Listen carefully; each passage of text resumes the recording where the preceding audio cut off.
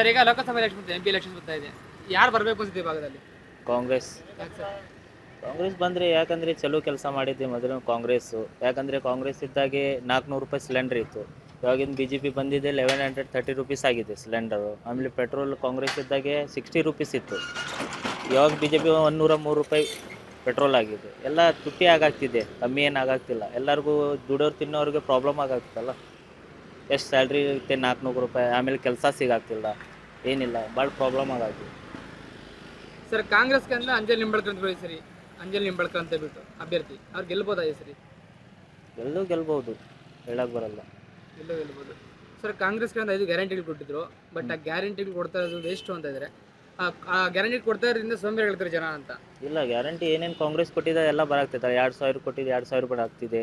ಆಮೇಲೆ bus free ಅಂದರು, ಮಹಿಳೆಯರಿಗೆ ಬಸ್ ಅಲ್ಲ, ಫ್ರೀ ಅದು ಆಗಿದೆ. ತಗೊಂತಾರ ಸೋಂಬೇರಿ ಆಗ್ತಾ ಇದಾರೆ, ಕೆಲಸ ಮಾಡ್ತಾ ಇಲ್ಲ ಅಂತ ಹೇಳ್ತಾರೆ. ಇಲ್ಲ, ಕೆಲಸ ಮಾಡಾಕ್ತಾರೆ ಕಾಂಗ್ರೆಸ್ ಅವರು. ಇಲ್ಲೇ ಕರ್ನಾಟಕ ಒಳಗೆ ಎಲ್ಲರಿಗೂ ಏನೇನು ಗ್ಯಾರಂಟಿ ಕೊಟ್ಟಿದ್ರಲ್ಲ ಎಲ್ಲ ಗ್ಯಾರಂಟಿ ಬರಾಗ್ತಿದೆ. 2,000 ರೂಪಾಯಿನೂ ಬರಾಗ್ತಿದೆ, ಆಮೇಲೆ ಬಸ್ ಫ್ರೀ ಇದೆ, ಆಮೇಲೆ ಏನೇನು ಹೇಳಿದ್ದಾರೆ ಕಾಂಗ್ರೆಸ್ ಅವರು ಗ್ಯಾರಂಟಿ ಎಲ್ಲ ಬರಾಗ್ತಿದೆ. ಏನೂ ಪ್ರಾಬ್ಲಮ್ ಇಲ್ಲ ಯಾರಿಗೂ. ಕಾಂಗ್ರೆಸ್ ಬರ್ಬೋದು ಈ ಸರಿ? ಈ ಸಲ ಕಾಂಗ್ರೆಸ್ ಬರ್ಬೋದು.